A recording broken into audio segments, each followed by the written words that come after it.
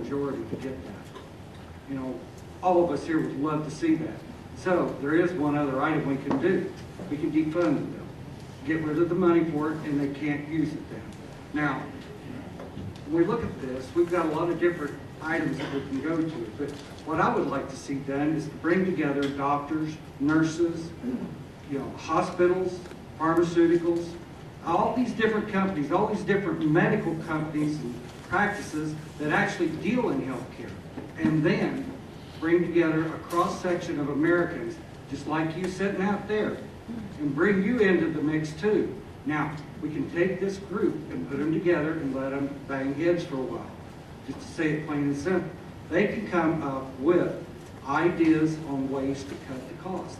Now you're thinking, well, you're not going to tell me one thing to cut the cost if you're up there saying it. No, but they're going to tell you how the next person is wasting money, and they know it. And then you can bring these together with the ideas that the Republican Party has, like Mike said. You know, we have tort reform, we have selling insurance across state lines, all these different things like this. And we can put all these ideas together then. This is a government of the people. And you guys have got to be involved in this. We can't just sit there and let politicians do it anymore. We have to be part of this process. It's good though. Thank you, sir. Would you like a question, Mr. Young? No, thank you. Healthcare is something I've given a great deal of thought to, and I've solicited your opinions for months now on this topic, and I really have learned quite a lot over the months. For those that want my extended thoughts on healthcare, I'd invite you to visit our website where we link to our 3-hour healthcare town hall forum and give you our extended thoughts. But I agree with some of the things that the gentleman said, allowing people to purchase health insurance across state lines. It's called interstate commerce. It's the reason we originally had a constitution as opposed to the Articles of Confederation.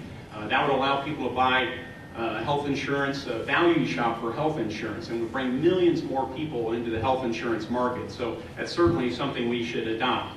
I sit before you as someone who is trained in the law, and let me be clear, tort reform is something that I do favor. There is a genuine phenomenon out there known as defensive medicine that causes well-meaning practitioners to overprescribe medications and other treatments because they fear that somewhere along the line they're going to be subject to a jackpot lawsuit. So tort reform is certainly something we need to take care of. You know, so many of the bullet points that we hear from candidates for office and even many members of Congress, we continue to hear over and over again, and many of them are good ideas. That's one of the reasons we hear them. But I like to think that we need to send people to Washington who can provide some thought leadership on these issues, some different ideas. How about health status insurance?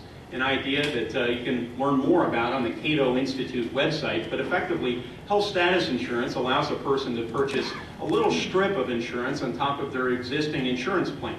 And then if, God forbid, they lose their insurance through divorce or lose their job and they get very sick, they can then go back and be guaranteed to pay no more for their insurance than they were paying before, perhaps adjusted for inflation. That's just one idea, and I think it's incumbent upon candidates for office to offer some novel ideas on these issues. I know that Mike Sodrell in the past has embraced the Romney Care model. You can find that on YouTube if you like. We've seen some real problems with the Massachusetts model. In fact, we have many young people that aren't moving into the state because of the costs imposed. So that's a point of difference, I think, between Mike and myself. I'd also say I'm really concerned about the cost increases as a result of this bill. It's going to, according to the Heritage Foundation, lead to deficit, additions to our deficit of about $76 billion per year. That's a lot of money. But it pales in comparison to Mike Sodrell's spending in Congress.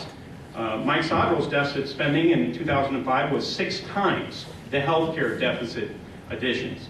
In 2006, it was 5 times what the health care bill is costing us as taxpayers.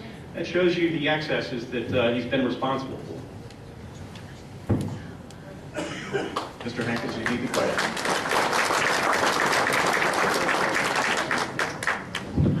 We must repeal and overturn this health care bill. This health care bill is unconstitutional. The federal government has no authority whatsoever to mandate that an individual purchase a good or product. On top of that, health insurance is the problem, not the solution. And it's time Republicans start speaking this truth. Healthcare is just like any other industry. The middlemen always drive up the price and lower the cost.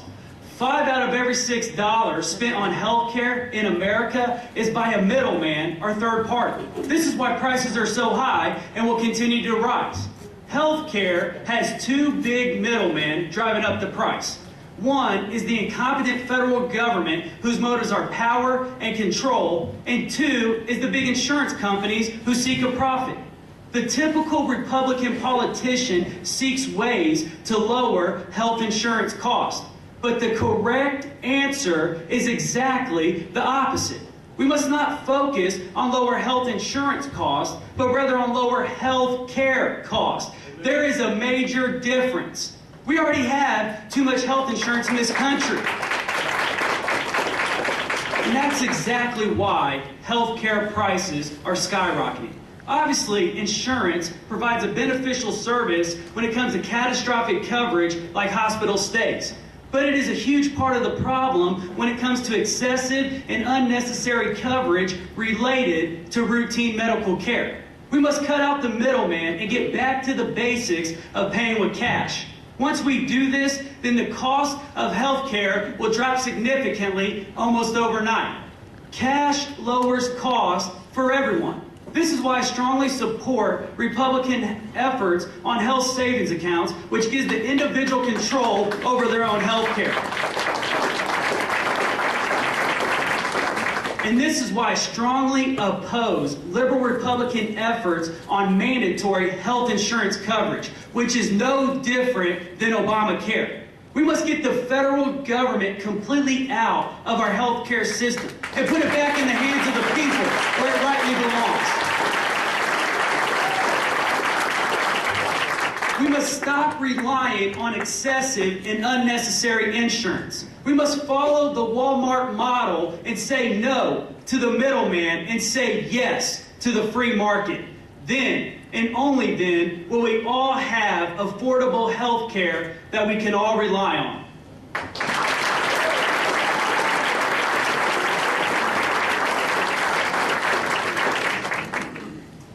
Mr. Warren, you get to hit lead off here on this next round of questions. Our economy, both nationally and locally, is a hot topic. What do you propose to do to spur economic health and pay down the national debt?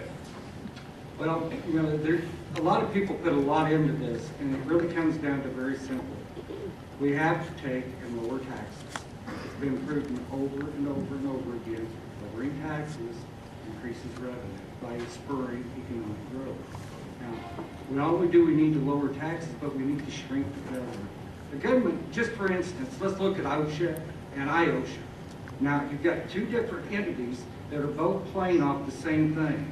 OSHA is sitting here at the federal government, IOSHA is the state government. Now, do we need two of these groups doing the same thing? No, we don't. Close down the doors in OSHA, close it up, get rid of it. Those are the kind of things that we can do to get the government to start shrinking. As we do that, the economy is going to start growing again. It's not that complicated. It just takes common sense and simple ideas, and we can make a difference in this economy.